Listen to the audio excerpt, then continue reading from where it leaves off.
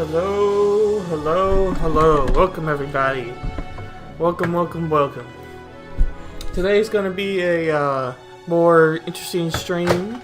I haven't actually done a novel stream or novel update in a very long time. So it's gonna be interesting to see updates and whatnot from the book since the last time I did a live stream about it.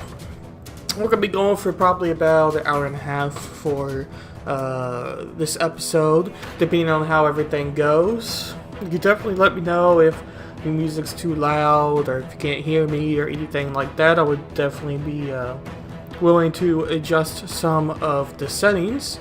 But right now, it looks about right on that. But I thought at first we would get a little bit of a laugh, a little bit off topic, until we get into the details of what I have for my story. So we're just going to go ahead and pause this music real brief, and then we're going to get into our laugh for our video. And yes, this is political, and this I don't tend to focus too much on politics when it comes to my writing stream, but then again, you can ask me whatever question you want, and we could talk about politics if you desire to, but I tend to just kind of focus on the particulars of what I'm trying to write for this first pages of the chapter and the first idea of the story. But we get a little bit of a laugh first, and then we'll start with the main story. That 21-year-old pimp, that 21-year-old trafficker who is not yet a convicted felon, roll on into any place you want and buy a gun under this provision and walk around in whatever way you want. No training, no understanding, Wild West pimp style. That's what this bill does. And then that pimp can roll into whatever small businesses in your community with their stable of girls, and they can flaunt it. Wild West pimp style. I don't know why, but I just find that hilarious. I just find that absolutely hilarious. Alright, now let's get into kind of the main details of what we're going to be talking about here. So, this was a story that I originally made for a community college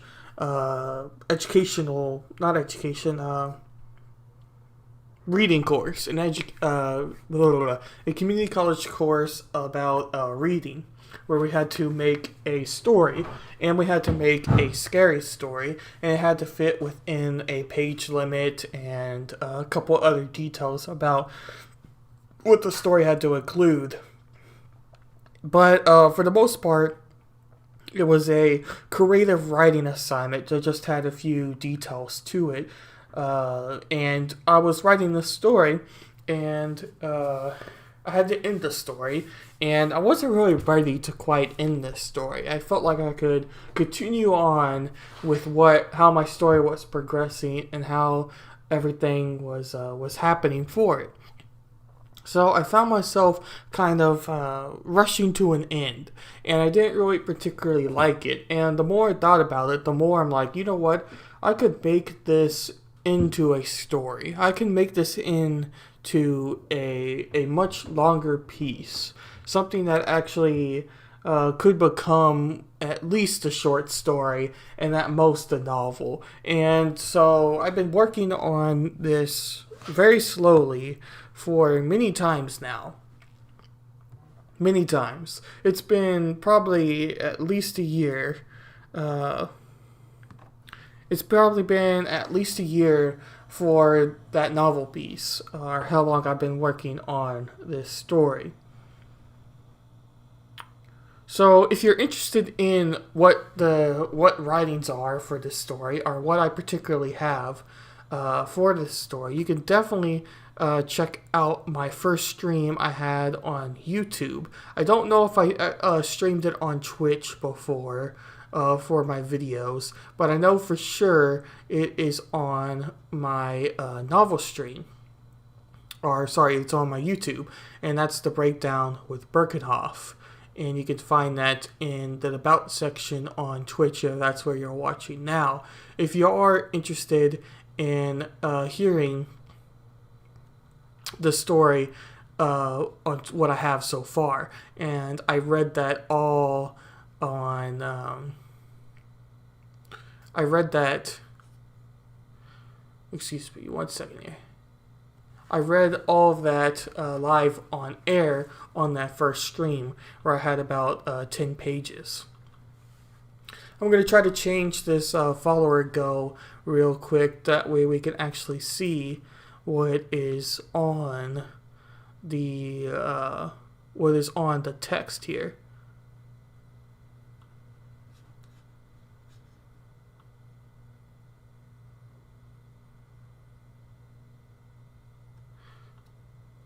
That's a little better. We'll just go with this. We can fix those details on other streams. And just with the white background, it didn't really read at all very well. So yeah, anyway. So I read all of those 10 plus pages of my short story that I wrote for that English class live on stream on that particular time. And then I was thinking about it, and I decided that I was going to go ahead and try to make this into a much longer story. So if you are interested in reading that, you can find that on my YouTube channel, and I can definitely link that to you if anyone is interested in that stream where I read those 10 or so pages that I had initially wrote for that English class. So that's kind of what we're talking about here, and all the details about everything on those particular fronts. So we're going to turn down the music just a little bit. You can definitely let me know if I need to adjust those settings.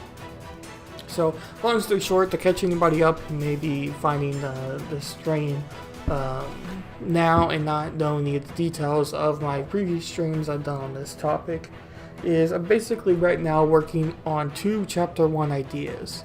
This first idea is keeping what I initially wrote intact, those 10 and a half so pages intact, and have that as the prologue to the story, where it mentions the characters, gives updates on them, gives updates to who they are, what the role is in the story, and ultimately creates the character of Catherine as a very mysterious, very dark-like figure of the story from the prologue, and she is going to be one of the main characters of the story.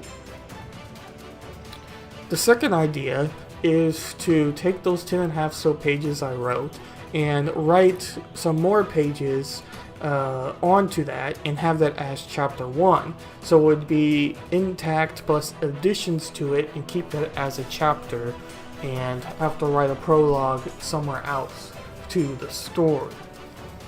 So those are the first 2 ideas that I have going on for chapter 1 of my novel. And I picked idea 1, being that I want to keep what I initially wrote as a prologue and write a brand new chapter. So that is what I'm working on first for my story. And since the last time we spoke, I've put a few more outlines and jotted down some timelines and worked on my software program that I have to try to keep everything organized in my head, because there's no way I'm going to be able to do this story without having some sort of organization to the story and being able to put things apart. In other words, I can't write the story unless I know the details and the timeline and how everything's going to work before I go into creating this piece. So I haven't really added too much additions to an actual sentence or actual story structure. But I have jotted down and worked on a timeline and worked on a few additional characters I want to include in the story. Because what I was running into problems with is, right now, the way I'm thinking about this story is I'm writing this story as if I'm in that moment, right? So I only know about the characters that are in Chapter 1, and a few other characters I kind of want to include at some point of the story early on to introduce them. But I don't have a full picture about everything I am going to add quite yet for the story. So I want to make sure that when I keep writing this chapter, and when I get to the second, third, fourth, fifth, sixth chapter, if it ends up being that long of a story, which I hope it will be, but this is the first time I'm trying to do something like this, so I don't know what problems I'm going to run into, because this is only the first time that I've tried to tackle something like this before. So, long story short is, as I was trying to write this story, I kept running into problems of like, well, what am I going to do here? Is it going to make sense in the future? Are these timelines going to be linked? Blah, blah, blah, blah, blah. I kept thinking too much into the future. And at first I'm like, well, I just need to concentrate on the first part of this story and try to finish this first part, try to get everything accomplished there so that it'll make more sense, and almost write the story chapter by chapter and try to link things later on. And I don't necessarily think that that's a bad thing, because really it's just trying to get in the habit of writing and trying to get in the habit of creating an actual character timeline and characters that interact with each other that makes sense. In other words, trying to build a world or trying to build a story structure more than just a like, this is in first person or this is in third person or whatever you want to say. So that is kind of what I've been focusing on since the last stream, and I probably am going to show some of those timelines and some new characters on a different stream, but I more wanted to focus on research and trying to create something that makes the most amount of sense. So that's what we're going to be concentrating on first. But I thought first we would scroll down and so that we could understand kind of what we're researching here. So I decided to basically, the first part of the chapter was introducing the characters of the story and the people that are living in the castle. And then I wanted to quickly compare royalty after introducing basically the defense soldier who leads the army, and kind of a person that's more a advisor to the king and an advisor to the lords who are within the castle and whatnot. So in other words, a very smart kind of person. So after introducing them two, I quickly went into describing how the castle looked and from the village and just what was kind of in the castle, trying to lay out a good picture of what you would think of when you think of a castle and what I want you to think when you read the story, and ultimately come across saying that yes, that is a full picture. So in other words, when you read this chapter, I want you to say, okay, I know what the castle is, I know where this castle stands, it's on top of a mountain, blah blah blah blah blah, and there's enough detail to create an image in your mind that's different than the initial thought what you have when you think of a castle. Because everyone, when you say castle, probably thinks of either Lord of the Rings and the type of castles that were there, or maybe a movie you saw with your child or know of like Frozen or something, where it's a more magical Disney-like aspect of a castle. So I want to make sure that I leave the reader with a good perspective of how I want them to view this particular castle of this particular empire. Later, we discussed the debate on whether I wanted to name this empire or name this village. And ultimately, the last time we spoke, I decided that I was going to name this empire that we are first getting introduced into our story from. And we started with basically a Greek name of like ocean god as the empire, and ultimately I do think that that's a little bit too cartoonish, so I'm definitely still looking for another name to have there, but I don't really think that it's going to make the story that big of a problem. So basically I'm still thinking about it, but it's not ultimately my focus.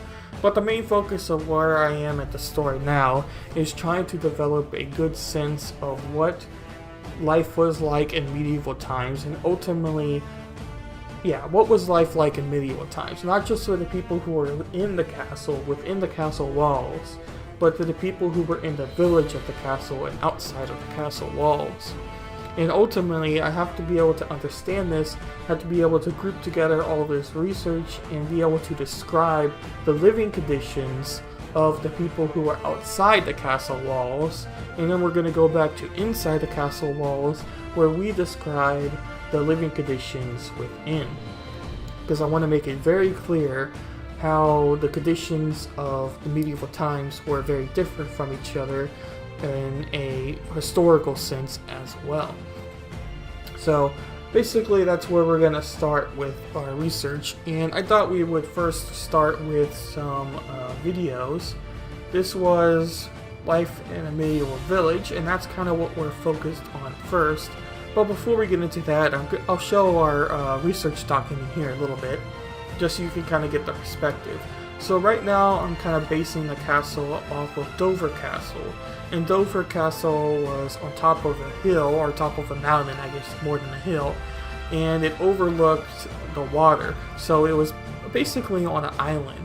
So it was a castle that was very hard to break into and ultimately take over for anybody who might choose to invade anybody who was in Dover Castle. So that's kind of the castle I'm basing it off on. We talked about what was in the average castle, such as the Beargax, such as the gateway, the bell tower,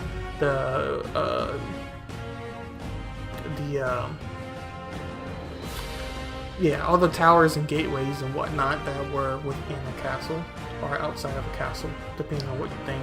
The kitchen, the great hall, the chapel, the keep, the stable, the turret, the tower, lookout towers, the watchtower, same thing you could say, and arch towers and things like that. So that's kind of what we were first having in our research document here. But we're going to go back up and down to here, or down, depending on what you want to say, where we're going to discuss living conditions of the average village person in the medieval times. So we're going to go here, make sure we turn off our background music. We'll go here. We'll have to put this on full screen. And then we'll go down here, adjust things a little bit.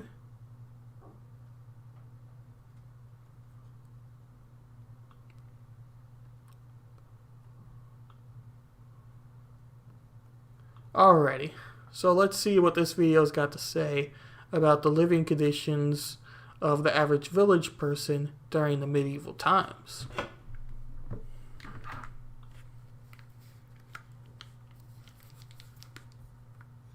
If we'll play.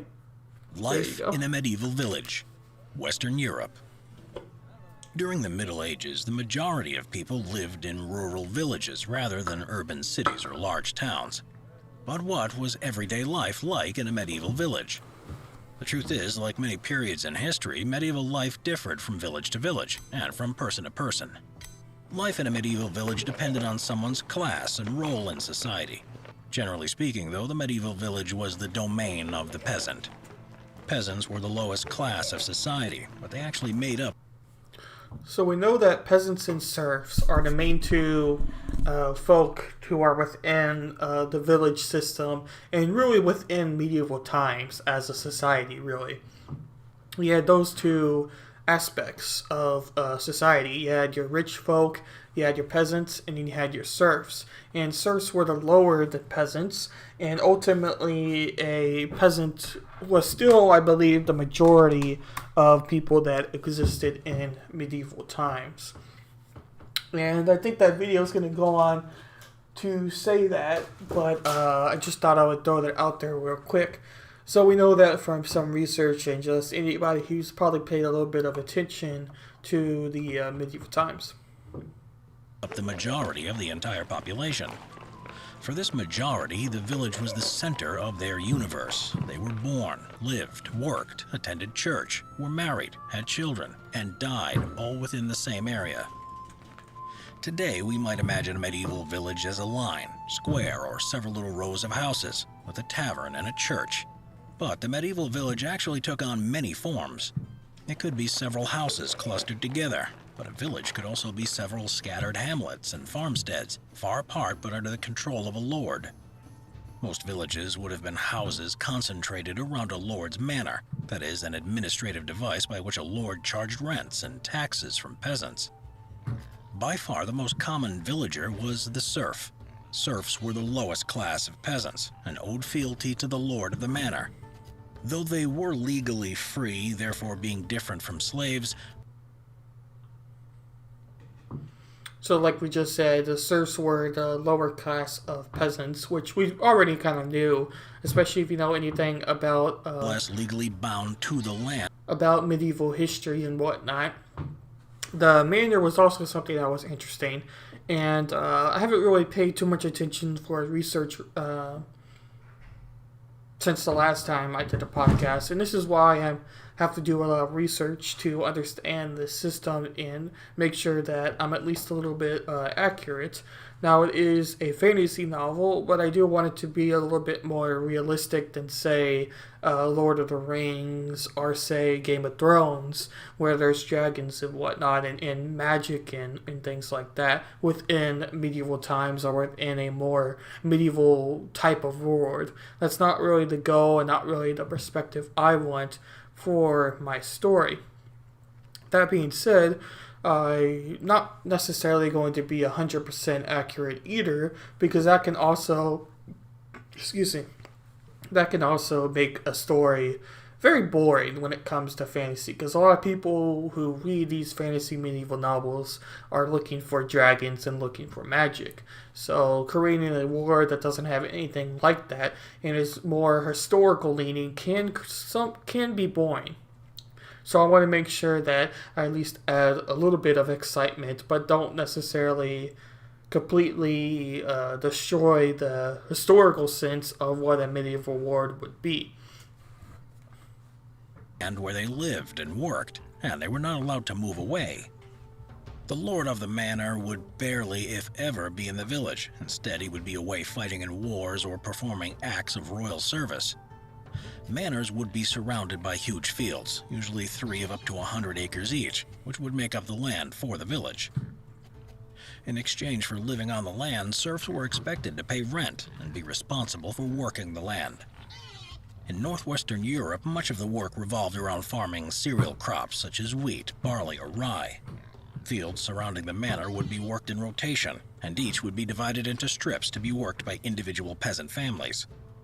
Village fields that weren't fit for growing crops would be used for grazing animals, such as sheep for wool. Beyond the fields would often be woodland, which gave fuel and building materials or where wild animals could be hunted for food, but only for a privileged few. Resources cultivated in the countryside villages would feed and provide for the village residents, but would also be transported to those living in nearby towns and cities. For the village serf, daily life was difficult, backbreaking, and a constant struggle for survival. From starvation to the plague, it seemed as though the threat of death was always on the horizon. The average village house might have had a low stone wall and a thatched roof, and would have been built mostly out of timber and wattle and daub, a lattice of wooden strips clung together with a mix of wet soil, clay, or animal dung. The majority of medieval villagers would wake at sunrise in order to make the most of the working day. They would work extremely hard from dawn to dusk, with meager meals of bread and pottage, a thick soup made from porridge, peas, and beans. Another ad. Since 100% of our profits... The ads go crazy on YouTube now. Makes me want to get YouTube Premium for sure. For sure. Cows, so milk, butter, and cheese would also make the menu, with meat being an extremely rare treat until the 15th century. Ale was part of the payment that the peasants received for working the lands of the manor. The peasants received portions of everything produced on the land, although more expensive items were given in smaller quantities. Villagers were highly religious due to widespread Catholicism at the time. They would go to church daily, if not multiple times a day. However, unlike the nobility or richer folk living in cities and towns, village peasants weren't expected to do more than the bare minimum when it came to their daily prayers. It was thought that if you performed your duties by working hard, plowing the fields, and providing for the realm, then you would be rewarded in the afterlife. Daily life in a medieval village would also change depending on the time of year. The necessary work for villagers depended on the month, whether that be harvesting wheat in July or slaughtering farm animals for food in November. Medieval time was also heavily governed by the church, with every month bringing New Saints' Day and the hours of the day being tracked by the church bell. While village life was extremely hard. And that's another theme that we were discussing on how much church influence, religious influence, Catholic influence are if I want to make up a religion or whatnot. But in short, how much of a religious influence do I want to have for my story? And ultimately, although it might be a little bit cliche per se to do, but I do think that changing influence per each empire and kind of what their focus is on is the best way to create a story that makes the most sense for the reader and is frankly a little bit easier to write. So what I mean by that is having a society that's very much focused on war, has very good warriors, could be one castle, one empire. Having a society that's very religious and very focused on that can be another empire, and maybe having a society that's very navy-like and very good at naval war can be another empire. And keeping it to those themes would make it more easier to write and make the story easier to follow, and could even create interest for the reader for how they want to view the story. Hard work, the sheer amount of religious feast days meant that there was always cause for rest and celebration. However, not all those living in the village would spend their days as serfs working the land. Some would be a higher class of peasant. Okay, that is 3 ads already. 3 ads. And a 8-minute long video. In the Lord's absence, the village manor would be run by a steward, the highest-ranking village official. Each village would also have a bailiff, a man appointed to supervise over the agricultural work done by serfs. Understandably, they were not very popular amongst the villagers. There would also be trade workers such as bakers, millers, and blacksmiths. Each village would also have its own priest. To be the village priest was to be in a position of power and respect, as they were considered to be absolutely necessary for the salvation of everyone's souls. The medieval village was remarkably self-sufficient, with an immense sense of community. Villagers would produce everything they needed themselves, in contrast to those in urban areas, which in the 12th century were starting to grow and relied on resources sent from villages. Villagers would make their own clothes from leather, linen, or wool. They would grow their own food using farm tools made by the village blacksmith. They could grind grain for flour, and there would be communal bakers where villagers could bring their loaves to be baked. Villagers were also practically self-governing. In medieval England, a law system called frank pledge was put in place, which meant that all villagers were equally responsible for the behavior of their peers and neighbors. Between 1346 and 1353, the bubonic plague, known as the Black Death, claimed 30 to 60% of Europe's population. In the wake of the plague, so many peasants had died that there were fewer villagers to work on the land. Peasants therefore realized they were a valuable commodity, playing an important role in providing for the realm. They were able to demand higher wages, better working conditions, and lower taxes. These demands led to revolts and uprisings, and eventually led to many peasants rising into higher roles within society. The lower population also meant that fewer crops were needed, driving the price of grain down. Villages that had initially thrived through the growing of grain in large open fields fell into disrepair, and over time, many were deserted until the 16th century. All in all, after the devastation of the plague and the changes in social structure that followed, medieval village life was never quite the same. So there we have it there. We're going to get another ad, but before we run into this ad, I'm gonna get exit out of this video, but that is absolutely ridiculous that there are 5 ads in an 8-minute long video. Oh my goodness.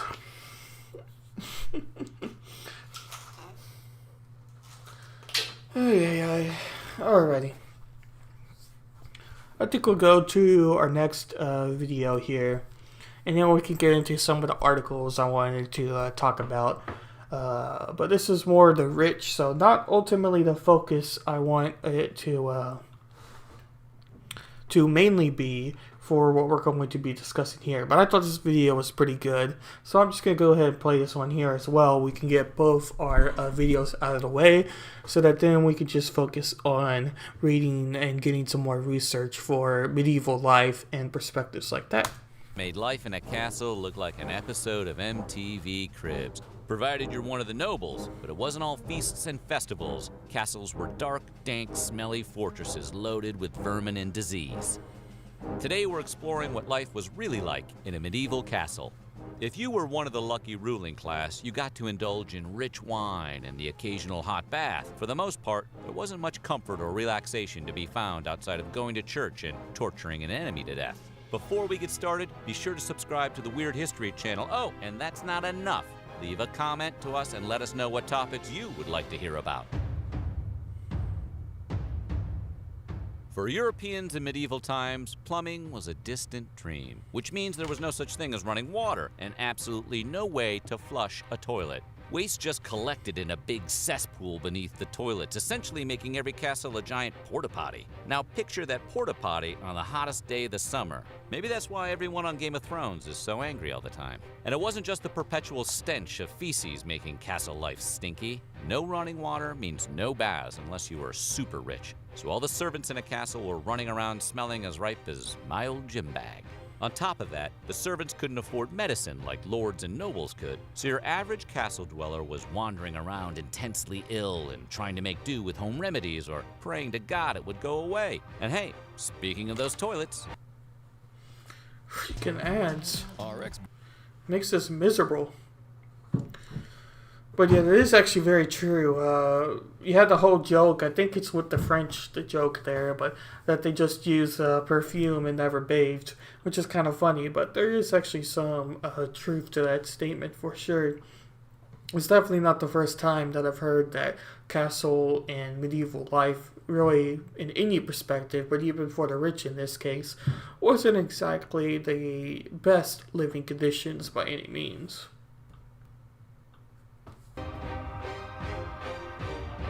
Privacy wasn't really a thing in castles unless you owned the place. So when you had to run off to the bathroom to do your necessaries, you'd be doing it on a long wooden bench with several holes cut into it, in full view of your friends, co-workers, and really anyone else who happened to walk by. Again, there was no flushing, so your business would just drop down into a gigantic pit of horrors inside the castle. And let's hope you never accidentally dropped your wagon keys in there, because you might as well be throwing it into a septic volcano.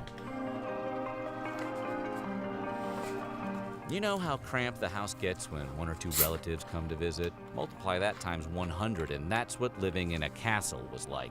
Castles required dozens of servants just to maintain the day-to-day workings, not to mention the several generations of the lord and lady's families living there and all of their personal servants and attendants. It was like living in a tiny cramped city, all serving the needs of a single family. We've all seen enough fantasy films and Disney cartoons to know that castles had dungeons where the lord and lady could throw criminals, political opponents, or really anyone who happened to offend them at any particular moment. What they tend to skip in the Disney films is that these prisoners were routinely tortured in grotesque ways. One popular method involved letting the prisoner be eaten alive from the inside out by hungry rats. Isn't that fun to watch? In addition to being just plain old sadistic, the common belief was that the extreme pain helped cleanse a person of their sins, which brings terrifying new meaning to the phrase, "This is for your own good." And while we're talking about rats, rats can be tricky to deal with even today, so imagine what it was like living in a gigantic, dark, damp castle with no modern traps or pest control. Rats were everywhere, and there really wasn't much you could do about them. You just sort of accepted rat infestation as a part of normal life, kind of like the Chevy Malibu of the day. After a while, you'd imagine people would get used to the rats, but many medieval folks were deathly afraid of them. Certainly didn't help that they were a popular instrument of torture, or that around this time they carried a plague that eradicated around half the population of Europe. At this point, it should come as no surprise that castle-dwelling folk like to stay sauced. Because the best way to get through a day inside an overcrowded, poo-smelling house of rat torture was with a mug of ale firmly in hand. The lords and ladies got to drink pretty much whatever they wanted, including fine wines, beers, and spirits. But the servants, they had to take what they could get. It was actually safer to drink alcohol than water, because most water you could find would be so contaminated, the TSA would confiscate it as a weapon. With all that drinking going on, you'd assume that most people in a castle wouldn't drag themselves out of bed until at least noon. And while that may have been true for the lords, the servants had to get up to work as soon as the sun came up. Electricity obviously didn't exist yet, so sunlight was crucially important. Castles are dark places, even during the day, so the servants had to capitalize on every second of sunlight just to get their work done. Even if you didn't work in a castle, unless you were wealthy, odds are you worked as a merchant or a craftsman or laborer, so you had to be up at the crack of dawn if you expected to make any money. Contrary to popular belief, people liked taking baths in medieval times as much as they do today. It's just that clean water was hard to come by, especially for the lower class. We really can't stress how important plumbing is. The tub itself was a cartoonishly giant wooden bucket that could be carried from room to room in the castle for people to bathe in. Didn't approach the definition of either hygienic or private, but at least you got to scrub off some of that castle funk. Welcome to another ad, everybody, but this is a good stopping point, give some feedback. So a lot of this stuff I knew already, not that that's a bad thing to refresh once again, but it is kind of funny because, as you mentioned at the very start of this episode, is we tend to think of castles as this extremely luxurious style of living, especially if you are somebody of royalty, or especially if you're someone that owned the castle, as he basically said in the video. If you are the king, if you are the queen, if you are the princess, if you are the prince, if you are the family of the castle, then your living conditions of the castle and how you were treated and whatnot is similar to, you could say, how the movie perspective of royal life and castle life is. But if you're anybody lower class, even if you are royalty, even if you are within the royal family of the castle, doesn't necessarily mean that your living conditions were superior to our perspective of living conditions now. But an important thing to note in this video, although many of the examples seem extremely bad and seem like you would never ever really want to live in a castle, is you have to compare what they're talking about here with royalty and then compare it to the video we just watched before this, where it was talking about the serfs and peasant conditions. And then you can see why wanting to live in a castle was so highly desired, even if you are someone who is a servant within the castle walls. So you do have to make sure that you note that as a comparison as well and think of that perspective for sure. And at the end of this, I'll talk about how I plan on writing royalty within my story.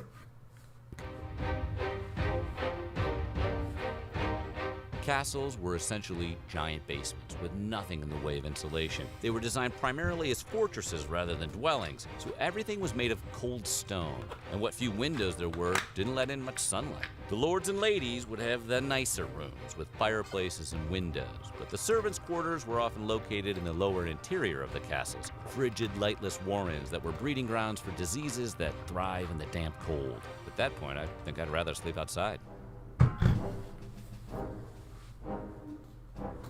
There was always something going on in a castle, whether celebrating some festival or holiday or entertaining a visiting noble family. So consequently, huge, extravagant meals were the norm rather than the exception. If you were one of the cooks, you got to spend all day preparing the feast and then have your own meager meal in the kitchen. Meanwhile, the lords and ladies of the house would entertain their guests at a long wooden meal table with people seated according to their importance. The important people would be seated at the head of the table, while the servants would be tucked all the way in the back, out of sight. Because nothing ruins a meal like having to look at poor people. It's like going to the Waffle House after your wedding, but sadder.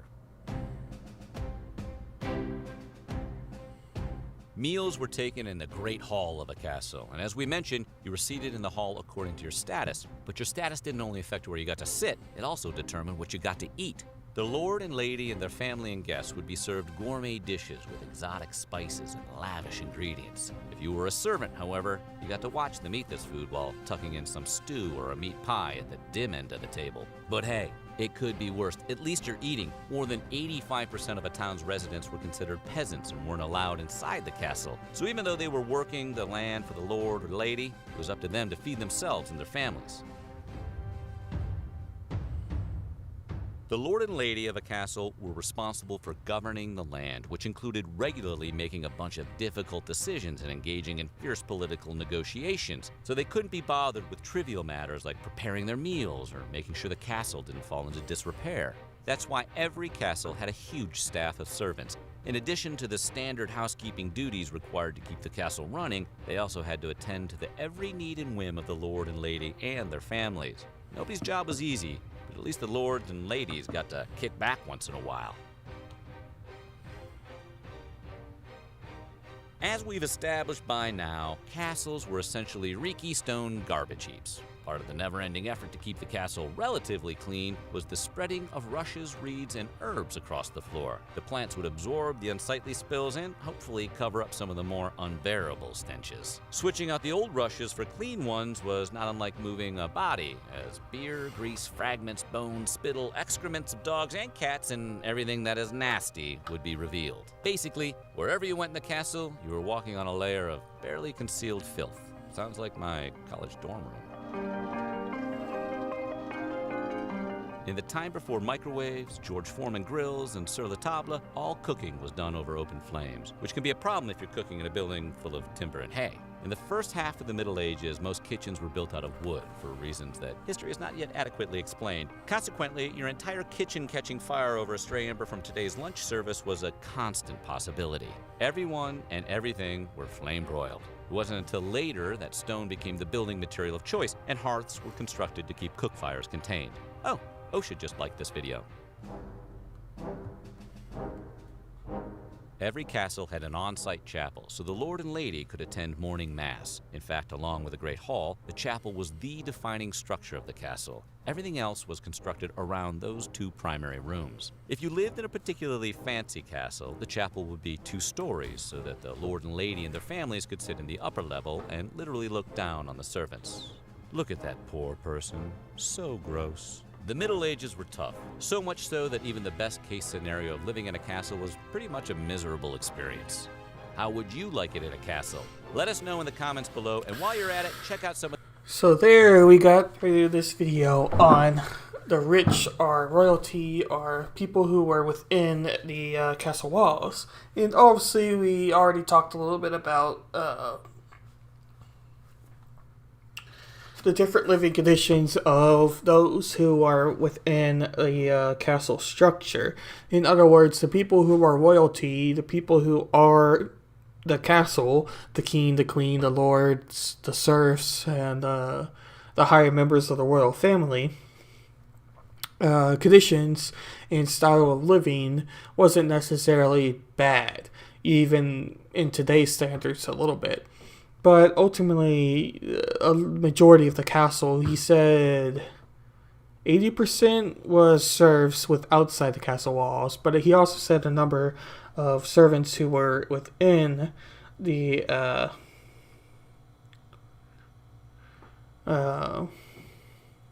lost my train of thought. Of those who are yeah, I lost my train of thought. Sorry about that.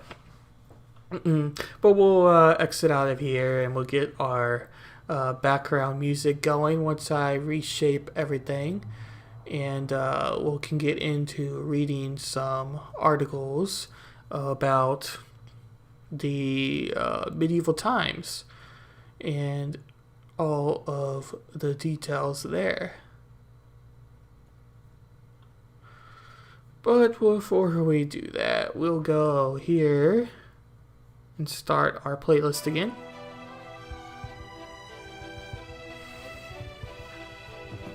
Check one thing real quick.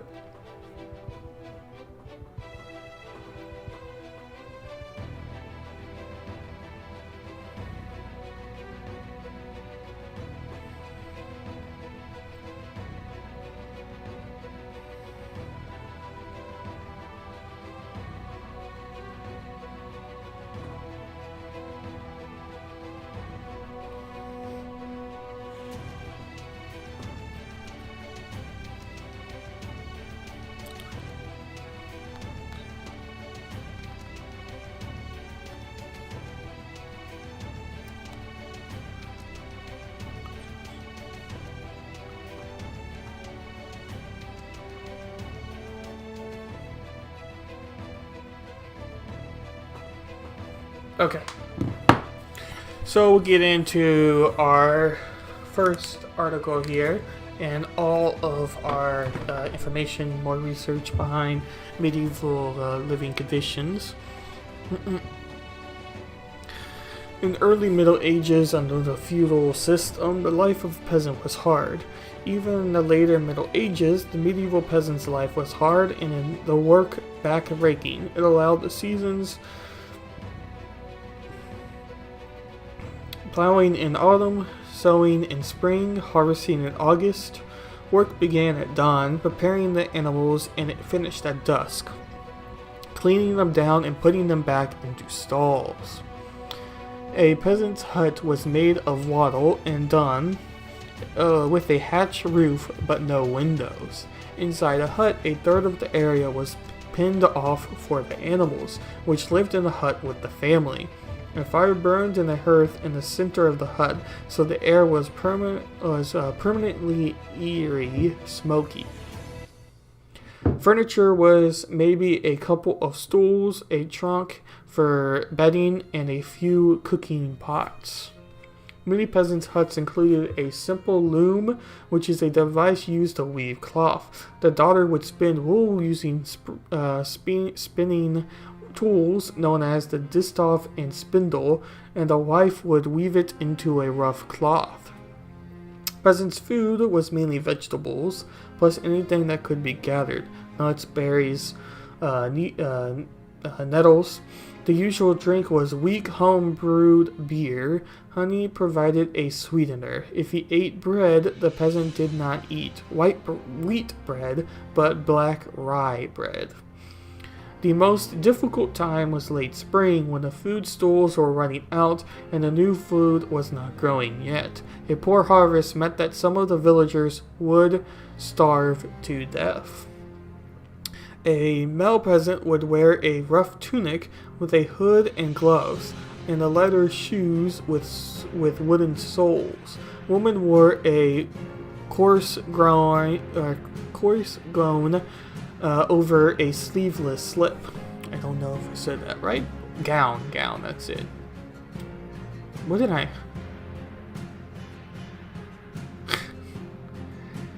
Oh man, I love my reading sometimes. Yeah, that's definitely a gown. Anyway, towards the end of the Middle Ages, when some peasants were growing quite rich, supplementary laws forbid them to wear clothes above their class.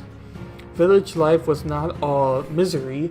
Holy days meant a day of work. Holy days meant a day off work. Peasants' fun was rough. Wrestling, skin kicking, and the ball was almost unnecessary to a medieval ball game, which was basically a fight with the next village. Occasionally, a traveling museum or beer batter would pass through. So there we got a good overview of life and dress style, or you could, for lack of a better word, say class of the average medieval person in medieval times. medieval.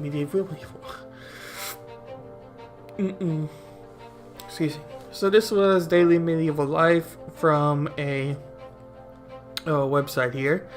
And we'll go through their key points first before we get into the details here. During the High Middle Ages, the population of Europe grew from 35 to 80 million between 100,000 and 1347, probably due to improved agricultural techniques and a more mild climate. 90% of European population remained rural. Peasants gathered into small communities of manors or villages. Towns grew up around a castle and were often fortified by walls in response to disorder and raids. Daily life for peasants consisted of working the land. Life was harsh, with a limited diet and little comfort. Women were subordinate to man in both the peasant and noble classes, and were expected to ensure the smooth running of the household. Children had 50% survival rate beyond age 1 and began to contribute to the family life around age 12. they have some terms here. Argan, I think is how it's spelled, is based around producing and maintaining crops and farmland. Sickle is a handheld agricultural tool with variously curved blades typically used for harvesting grain crops or cutting sufficient forage. Kinsman is a male relative. A husbandary is a farming or agriculture. So we'll continue on here. Okay. The High Middle Ages was a period of tremendous expansion of population. The estimated population of Europe grew from 35 to 80 million between 1000 and 1347. But the exact causes remain unclear. Improved agricultural techniques, the decline of slaveholding, a warmer climate, and the lack of invasion have all been suggested. As much as 90% of the European population remained rural peasants. Many were no longer settled in isolated farms, but had gathered into small communities, usually known as manors or villages. These peasants were often subject to noble overlords and owed them rents and other services. In a system known as manorialism, there remained a few free peasants throughout this period and beyond, with more of them in regions of southern Europe than in the north. The practice of asserting or bringing new lands into production by offering incentives to the peasants who settled them also contributed to the expansion of the population. Development of towns. So right now we're talking about villages, but eventually we're probably going to be including a town within the story, so we'll read on to that a little bit. Oop, background music has stopped. We will find a new playlist for background music.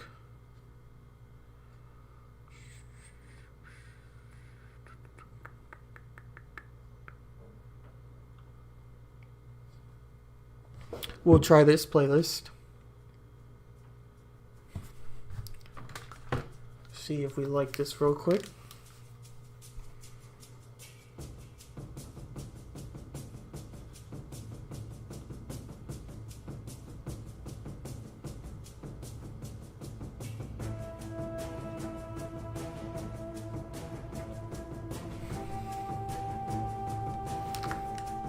We'll go with this one. Castles began to be constructed in the 9th and 10th centuries in response to disorder of the time and provided protection from invaders and rival lords. They were initially built of wood, then stone. Once castles were built, towns were built up around them. A major factor in the development of towns included Viking invasions during the early Middle Ages, which led to villages erecting walls and forfeiting their positions. Following this, great medieval walled cities were constructed with homes, shops, and churches contained within the walls. York, England, which prospered during the much of the later medieval era, is famous for its medieval walls and bars, gates, and has the most expensive medieval city walls remaining in England today. The practice of sending children away to act as servants was more common in towns than in the countryside. The inhabitants of towns largely made their livelihoods as merchants or artisans, and this activity was strictly controlled by guilds. The members of these guilds would employ young people, primarily boys, as apprentices to learn the craft and later take position as guild members themselves. These apprentices made up the part of the household or family as much as the children of the master. So let's read some more about peasant life and see if this article gives any more detailed insight to the average life of a peasant during the medieval times. Medieval villages consisted mostly of peasant farmers, with a structure comprised of houses, barns, sheds, and animal pens clustered around the center of the village. Beyond this, the village was surrounded by plowed fields and pastures. For peasants, daily medieval life revolved around an Arigan calendar, with the majority of the time spent working the land and trying to grow enough food to survive another year. Church feasts marked sowing and reaping days and occasions when peasants and lords could rest from their labors. Peasants that lived on a manor by the castle were assigned strips of land to plant and harvest. They typically planted rye, oats, peas, and barley, and harvested crops with a sickle or reaper. Each peasant family had its own strips of land. However, the peasants worked cooperatively on tasks such as plowing and haying. They were expected to build roads, clear forests, and work on other tasks as determined by their lord. The houses of medieval peasants were poor quality compared to the modern houses.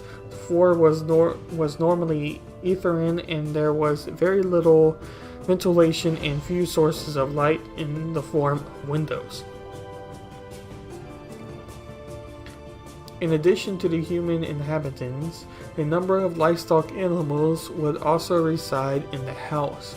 Towards the end of the medieval period, however, conditions generally improved. Peasants' houses became larger in size, and it became more common to have 2 rooms and even a second floor. Comfort was not always found even in the rich houses. Heating was always a problem with the stone floors, we heard about that. Peasants usually ate warm porridges made of wheat, we heard that.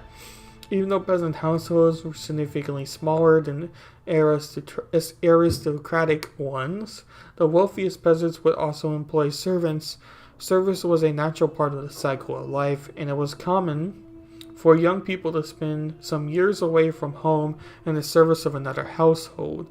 This way they could learn the skills needed later in life, and at the same time earn a wage.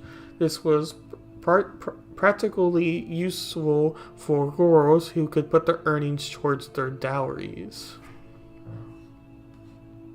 We don't care too much about nobility yet, but we'll read some about women during the period of medieval times. Women in the Middle Ages were often required to subordinate to some males, whether their father, husband, or other kinsmen. Widows, who were often allowed to some control of their own lives, were still activities performed by peasant men and women were planting food, keeping livestock, and making textiles, as depicted in posters from southern Germany and England. Women of different classes performed different activities. Rich urban women could be the merchants like their husbands, or even become money lenders, and middle-class women worked in textile, innkeeping, shopkeeping, and brewing industries. Townswomen, like peasant women, were responsible for the household and could also engage in trade. Poorer women often peddled and huckstered food and other merchandise in the marketplace, or worked in richer households as a domestic servants, day laborers, or laundresses. There is evidence that women performed not only housekeeping responsibilities like cooking and cleaning, but even offered household activities like grinding, brewing, butchering, and spinning produced items like flour, ale, meat, cheese, textiles for direct consumption and for sale. In anonymous 15th century English ballad description activities performed by English peasants, women like household keeping, making food stamps, and textiles and child care. We've already read about that. I noticed that this is slightly weird sizing. Need to be able to see all of it. Here we can only see it all now. For most children growing up in medieval England, the first year of life was one of the most dangerous, with as many as 50% of children succumbing to fatal illness during that year. Moreover, 20% of women died in childbirth. During the first year of life, children were cared for and nursed, either by their parents if the family belonged to the peasant class, or perhaps by a wet nurse if the family belonged to a noble class. By age 12, a child began to take a more serious role in family duties. Although according to canon law, growers could not marry at the age of 12, this was relatively uncommon unless a child was an heiress or belonged to a family of noble birth. Peasant children at this age stayed at home and continued to learn and develop domestic skills and husbandry. Urban children moved out of their homes and into the homes of their employer or master, depending on their future roles as servants or apprentices. Noble boys learned the skills in arms, and noble girls learned basic domestic skills. The end of the childhood and entrance into marked by leaving homes and moving into the house of the employer or master, entering the university, or entering church service. So again, kind of the same similar stuff that we have seen before. That's kind of all I was wanting to discuss for today's episode here, because I do have to go to a Zoom meeting here shortly. So I think I'm going to go ahead and end it today. But we're going to find somebody to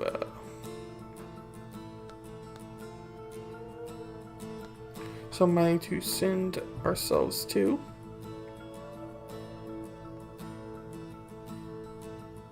We'll go to my friend O today. See if I can't figure this out real quick.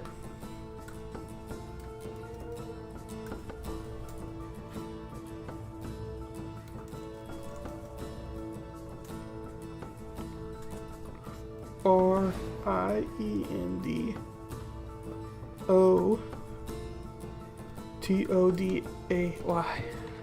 Let's see if it's going to work for me.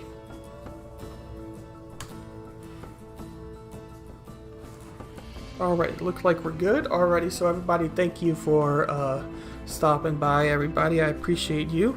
And you'll catch me on the next time whenever we decide to do this again. It's probably going to be next week, or maybe I'll do it once a month or every other week. Haven't really quite decided on a date I want to do these quite yet. So that's going to be to be determined. But I'm thinking it's most likely going to be every other week or once a month, where I give an update on what I'm planning to do with my novel and everything like that. But thank you for stopping by. I highly appreciate y'all, and I'll see you on the next one.